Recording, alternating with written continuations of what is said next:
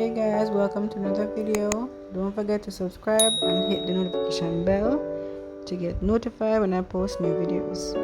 So in this video now, we're doing a acrylic set. This color is not from another brand. I custom made that color. Some pigment I ordered, and this is how it came out. So she wanted a very dark color but not black, so we did something. I made this color some time ago to test on myself, and she liked it, so we're using that color to give her that set. So this is what we're doing today. So continue watching guys and enjoy the video. Don't forget to comment what you think of it, and I can't tell you where to get this exact color, but I bought it on a page where it's pigments. I can't remember if it's just pigments it's called, and I bought it there, and I mixed it with clear to give it that color. So that's the best I can give you as to how you can get it. So I'm not sure if you can find the website that I bought it on, because it was a long time ago, but I think it's just pigment, the name of the website, I think. So you can Google search it to find out.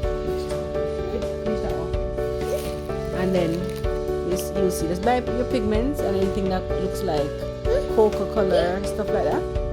Just mix it with clear to get what you want. That's what I did with this color. So continue watching guys.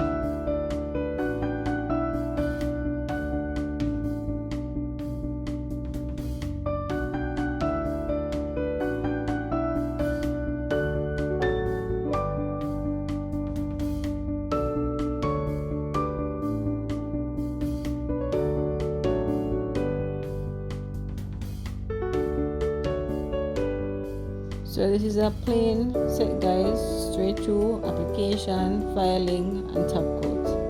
So it's quite simple, just showing the color and the shape that my client wanted, and hope you enjoy guys. So keep on watching. Don't forget to subscribe, like and comment below what you think of this video.